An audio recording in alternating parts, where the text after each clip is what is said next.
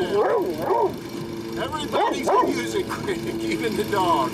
Hey, this is another edition of Metronome. Today we're going to feature this little instrument right here. This is known as a harmonica for all you people that have lived under a rock for years. We're going to feature a guy named Jonnie Dale Bright. And Jonnie Dale is a harmonica player, and he is also a guitarist, and he's going to give us a lecture on the history of the harmonica in country and blues music. This is known as a harmonica, that's its official name, but it's also known as a blues harp, or as John Lennon and Jonnie Dale Bright like to call it, the Balthorgan. So let's sit back and watch Jonnie Dale as he makes his presentation at the Missouri River Regional Library over in Jefferson City. We want to thank George Dillard, and all the folks at the library for letting us come in and tape. And thanks to the people that showed up. You guys were great. It was a great audience. It was a great night. Also thanks to Bob Bolt, who helped do camera work on this show, and also Kathy Kramer, who is actually doing the camera work right now. And we also have our executive producer, Felix, and we'll show him a little bit later. But anyway, sit back. We're going to do the blues harp, and Felix is very excited about this program, as you can hear, and we're going to do the show right now. So let's go to the library.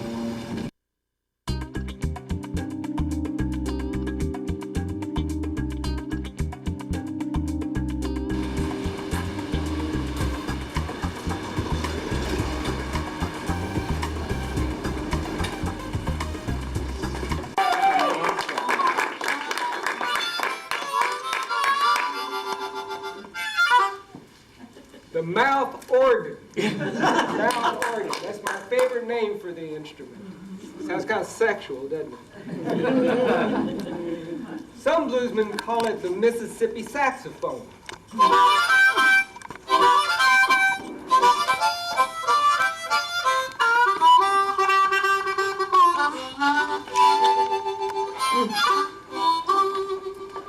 Old-timers just call it the French harp.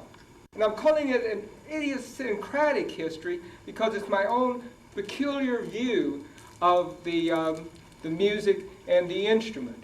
And I want to spend the first few minutes explaining that peculiar view to you, because I want you to know where I'm coming from. I want you to know what my take on the subject is. I started playing harmonica in 1966 after I'd been to Kiel Opera House in St. Louis, and I heard Bob Dylan and his band. I had never heard a rock band of that caliber before. I just felt like I had to do something. I was 17 years old, and I'd never played an instrument. And I thought, well, maybe I can play the harmonica. So I bought a harmonica, and I bought a bunch of albums. I had the Harmonicats, and I had little Stevie Wonder, the 12-year-old genius. And let's see, I had some folk songs by Woody Guthrie, and I had some cowboy songs by Ramblin' Jack Elliott. And it's the eclecticism of that collection which has really affected my approach toward the music and the instrument. That was further encouraged by the first band I was in. I was in a jug band. Our models were the jug bands in Memphis in the 1920s. The most famous is the Memphis Jug Band. They were led by the blues harmonica player Willie Shade. Their main competitor was Gus Cannon's Jug Stompers, which had the blues harmonica player Noah Lewis in their band. Now, they were blues harmonica players, but their bands played everything. The bands played early minstrel show songs. They played vaudeville songs. They played ragtime, Dixieland, blues. They even played white hillbilly music. As a matter of fact, somebody asked Willie Shade, he said, where did you get the idea for putting a jug in your band? He said, well, I got the idea from a Dixieland jazz band in Louisville, Kentucky. Somebody asked them where they got the idea for using the jug, and they said, we got the idea from some white hillbilly cats over in the hill country.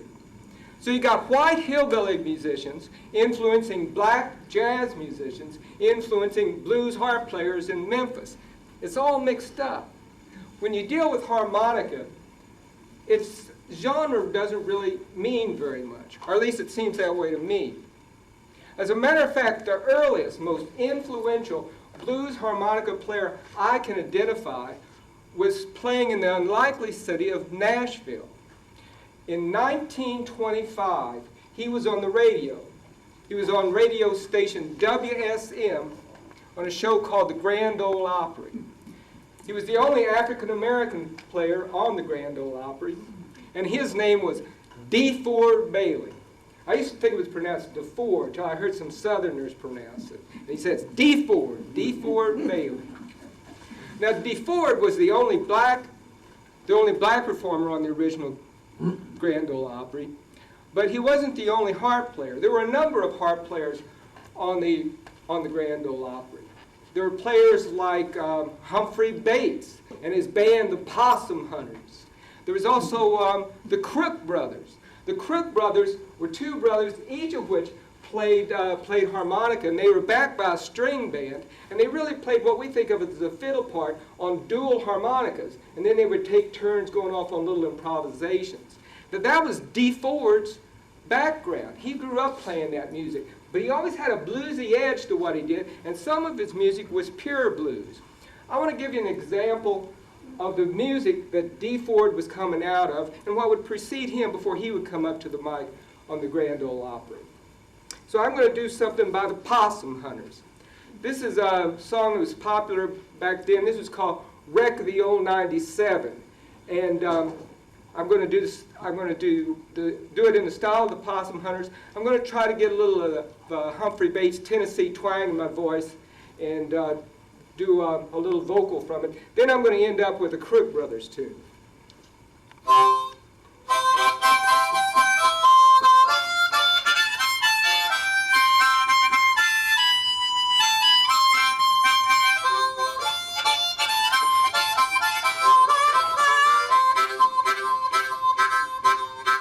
Well, they gave him his orders in Monroe, Virginia, saying, Pete, you're way behind time. This is not 98, but it's old 97, so put her in the center on time.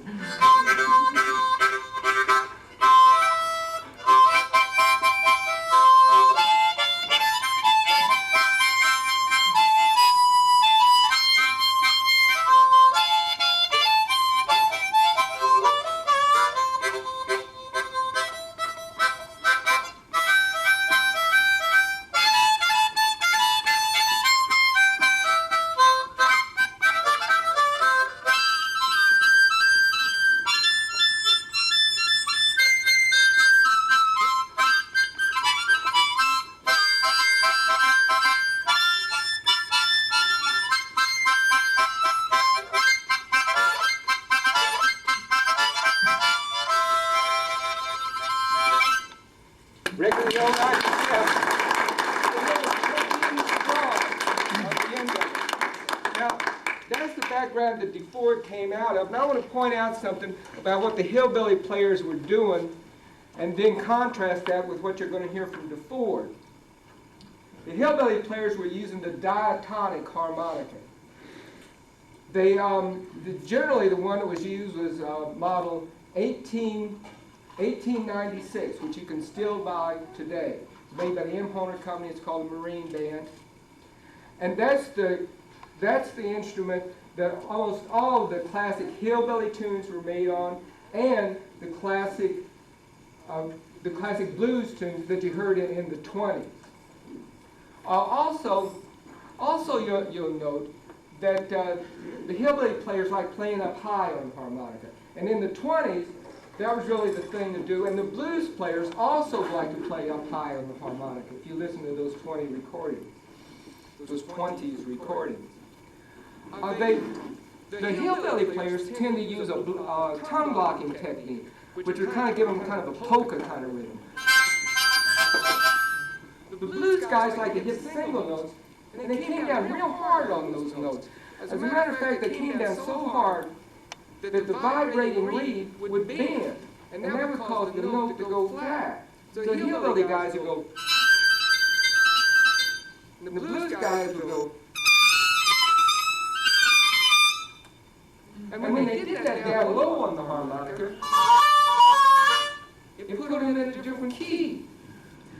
Now, the harmonica, when you use a lot of reed bending and it puts you in a different key, that's generally called second position harp or cross harp. Some people just call it blues harp. The hillbilly style is generally called straight harp or first position harp. Another thing the blues guys did different is they like to use in those 20 recordings vocalization through the harmonica. So while they were playing the harmonica, they would make sounds in their throat along with it. I'm especially thinking of like J. Bird Coleman, who recorded in the Mississippi Delta. He was from Alabama, but he spent most of the time recording in the Delta, or playing in the Delta. He made just a handful of recordings. Especially, I'm thinking of a man called George Bullitt Williams. George Bullitt Williams when he would take a solo, he would hum and play at the same time. And he just made a few recordings, and nobody really knows what's happened to him. He played for a little bit with Buka White, but he just kind of disappears. But when he would take a solo, it sounds more like a novelty recording than the blues, but the sound was something like...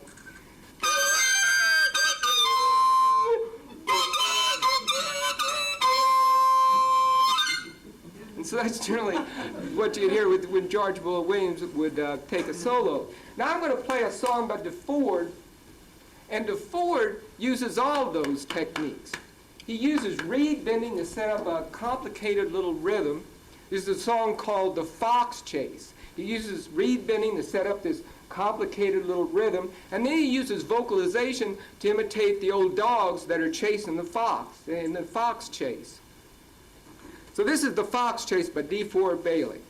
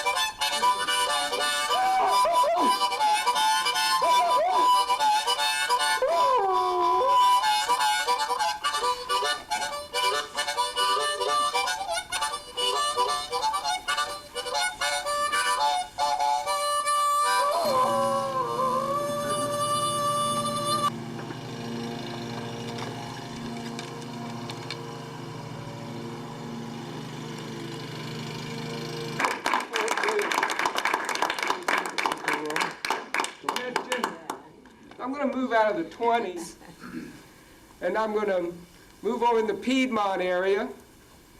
That's the area east of the Appalachian Mountains. I'm over in Durham, North Carolina. There's a man in Durham that he made his living busking on the streets of Durham. He was actually he did a little traveling. He made it back to, but he would always make it back to Durham in the fall because that was the season in which they had big tobacco auctions.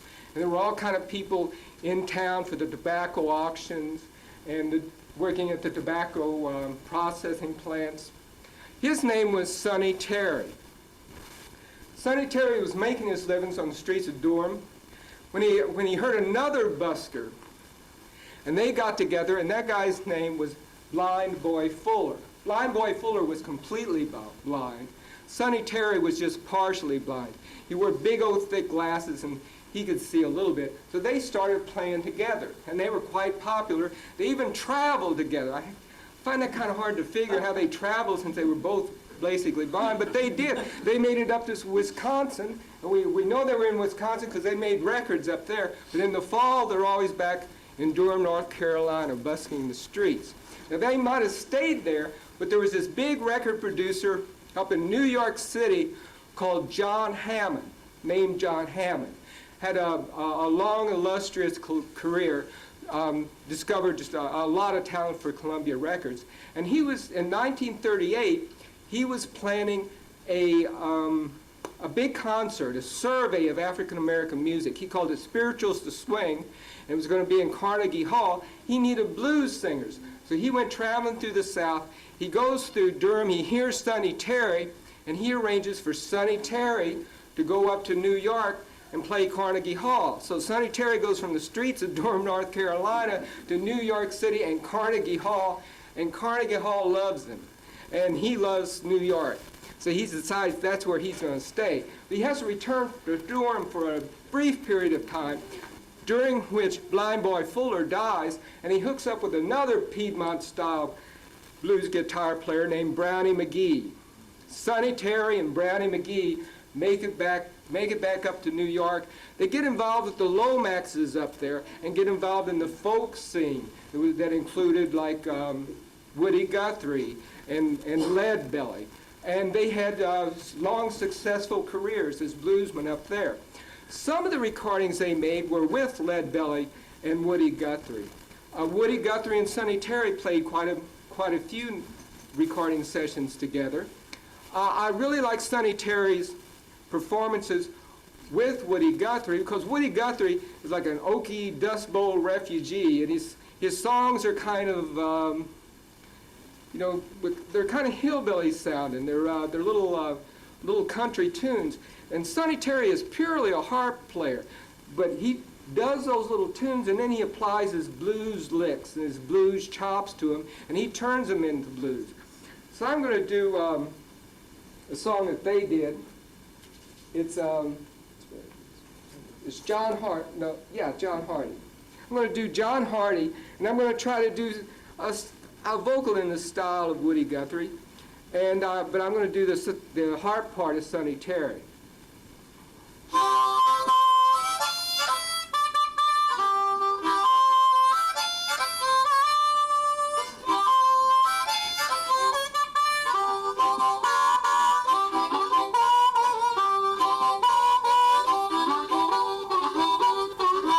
John Hardy, he was a desperate little man. He carried 2 guns every day. He killed a man on the West Virginia line. You ought to seen John Hardy getting away, poor boy. Ought to seen John Hardy getting away.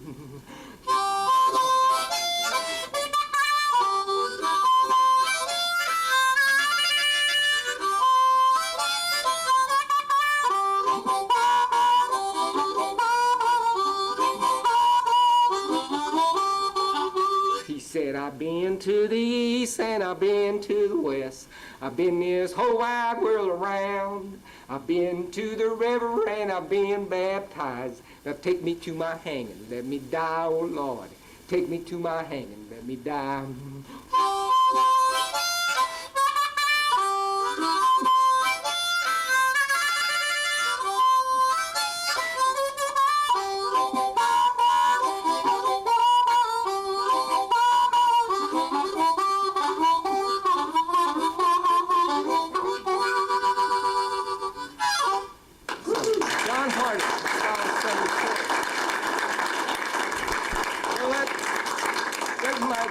Somebody in the 30s. I'm going to move into the 40s, and I'm going to make it over to the Mississippi Delta.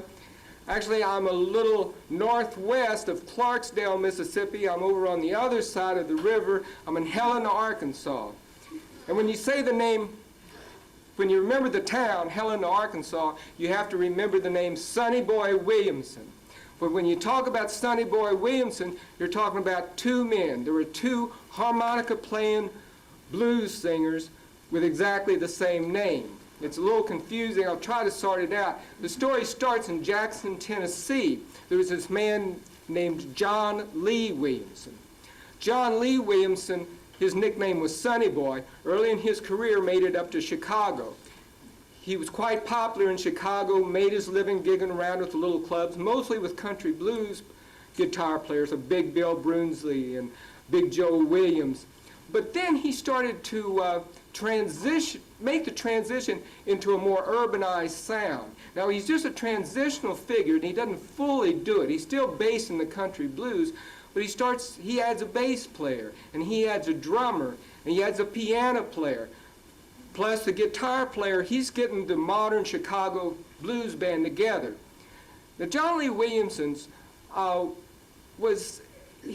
he's kind of an acquired taste, especially his vocals. He has an odd vocal style. His harmonica playing is very country-like, a lot like Sonny Terry, or something like Sonny Terry.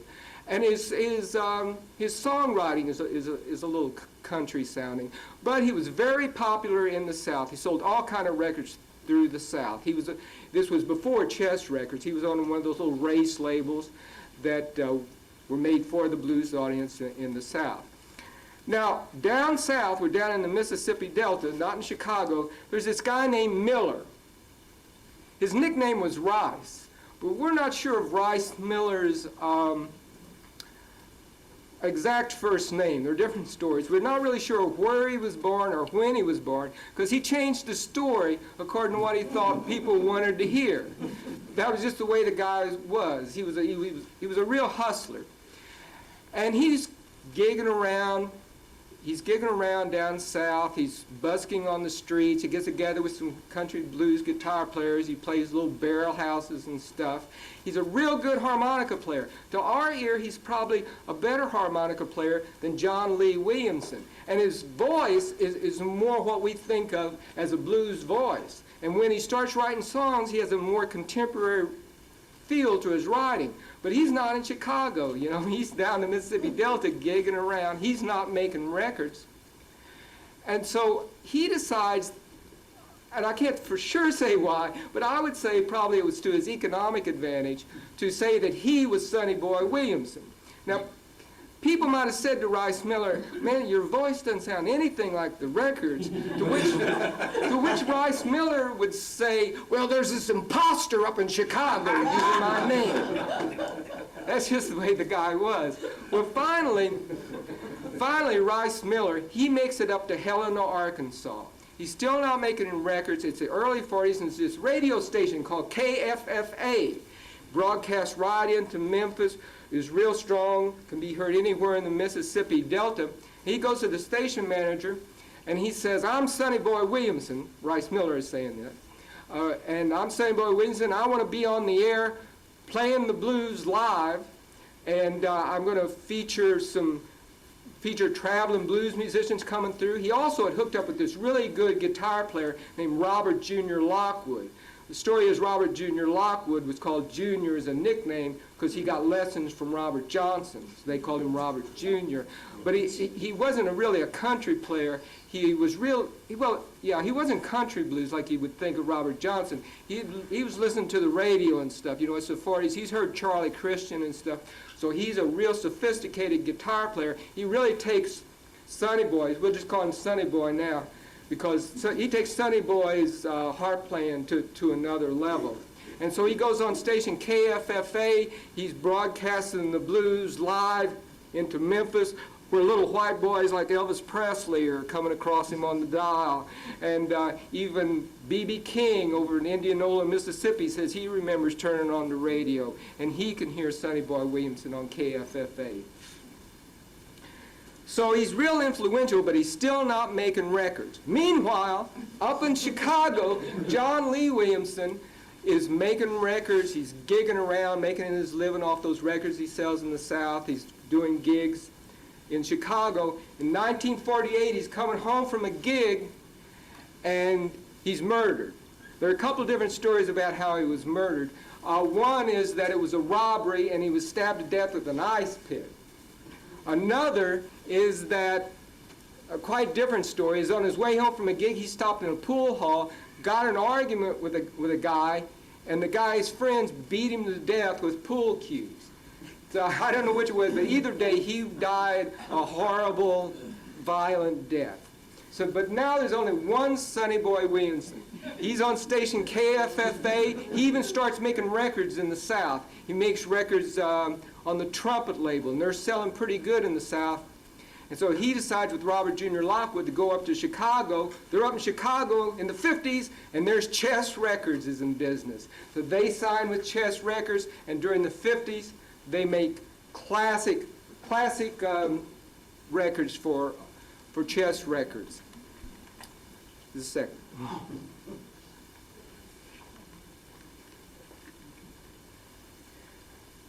Their hits are generally collected on an album called Down and Out Blues, which was available during Sonny Boy's lifetime. It's one of those first albums I bought when I was learning harmonica. There's a record, or a specific cut on the Down and Out Blues records called I Don't Know. And I'm going to do I Don't Know, and I'm going to try to get some of Sonny Boy's quality to my voice, which may look kind of odd, but I'm going to try to channel Sonny Boy, both his harp and his voice.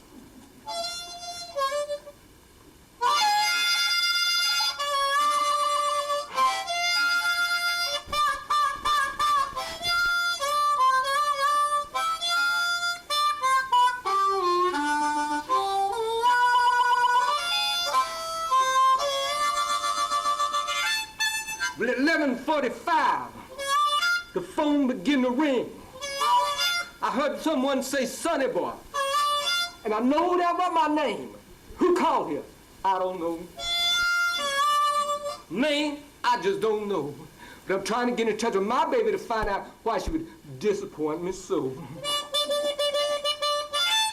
Well, I met the Greyhound bus, and I met the train. She wasn't on either one. And I wouldn't know just what to blame. And for what? I don't know. Man, I just don't know. But I'm trying to get in touch with my baby to find out why she would disappoint me so.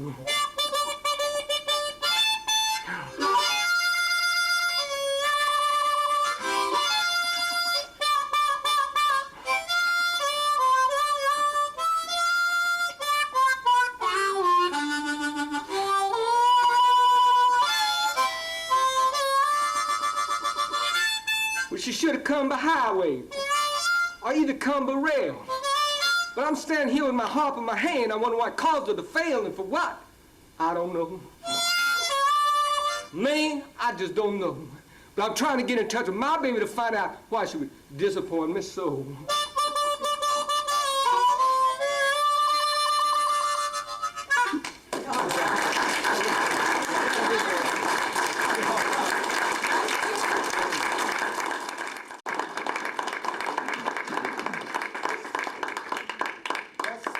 Was real successful on Chess Records.